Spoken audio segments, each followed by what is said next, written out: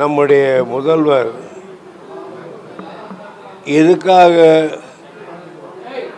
பெங்களூர் போகிறார் என்பதை அவர் இன்னும் ஒரு அறிக்கையாகவோ செய்தியாகவோ வெளியிடவில்லை. ஒரு ஏசியமாக அனுமானமாக அவருடைய அமைச்சர்கள் சொல்வதை பார்த்து காவேரி பிரச்சனையை படுத்துகிறாங்க. காவேரியில் 2 பிரச்சனை. ஒன்று, நமக்கு மாதாந்திர வாரியாக கொடுக்குற தண்ணீரை அவன் கொடுக்கல, அதை கேட்க போகிறாரா, அல்லது மேகதாது கட்டுவானான்னு கேட்க போகிறாரான்னு தெரியல எனக்கு. இதில் என்ன பிரச்சனைன்னு கேட்டிங்கன்னா, தண்ணி எங்களுக்கு 10 போய் கேட்டாக்கா சுப்ரீம் கோர்ட்டினுடைய ஆர்டரு வீணாக போயிடும்.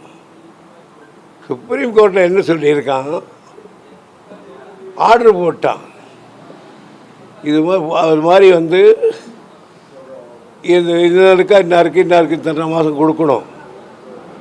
அதில் ஏதாவது பிரச்சனை இருக்குன்னா காவேரி மேனேஜ்மெண்ட் போர்டு இருக்குது, அவங்கக்கிட்ட போய் சொல்லணும்.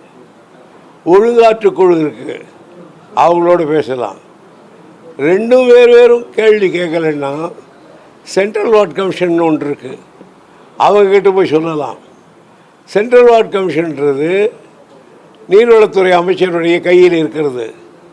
ஆகையினால சுப்ரீம் கோர்ட்டில் ஆர்டரு ஏன் நீங்கள் மாதவாரியாக கொடுக்க மாட்டேன்னு கேட்குறதுக்கு அவங்களுக்கு தான் அதிகாரம் உண்டு, அந்த மேனேஜ்மெண்ட் போர்டுக்கு.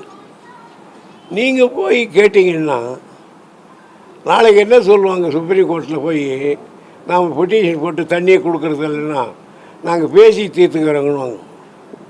அப்போது அந்த நம்ம வாங்கணும் பாருங்க, அந்த ஆர்டரு வீணாக போயிடும்.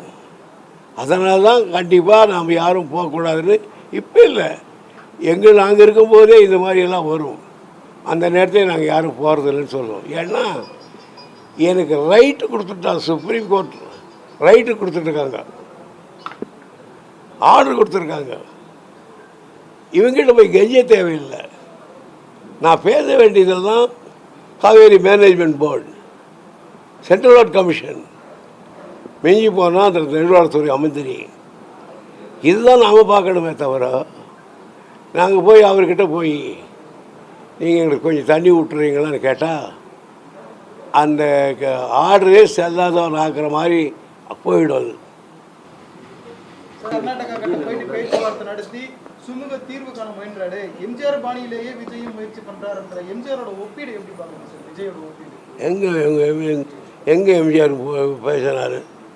எம்ஜிஆர் ஆட்சிக்கு வந்த புதுசுல இங்கிருந்து கர்நாடகாவுக்கு போயிட்டு அப்புறம் இருந்த நீர்வளத்துறை அமைச்சருடைய வீட்டிலே ஐயா நாங்களே 100 தடவை பேசியிருக்கிறேயா.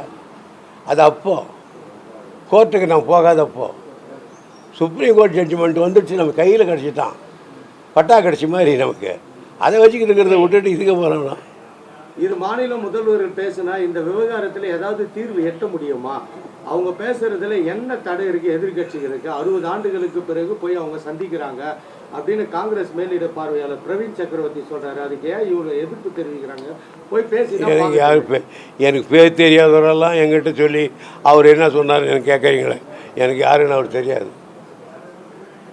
அதே போல கடன்ல ஏற்கனவே திமுக 10 லட்சம் கோடி கடன்ல எங்களை விட்டு போயிருக்காங்கன்னு சொன்னவங்க இப்போ ஒரு தகவல் வந்துக்குது, 228 கோடி கடன்ல இருக்கு, கடன் வாங்கியிருக்காங்க இந்த புது அரசு அப்படின்னு ஒரு தகவல். அதாவது ஒன்று வச்சுங்க, எந்த ஆட்சியாக இருந்தாலும் சரி கடன் வாங்காமல் ஆட்சி நடத்த முடியாது. ஆனால் வாங்குகிற கடனை என்ன பண்ணுறாங்கன்றது தான் சொல்கிறேன். இது வேணும்.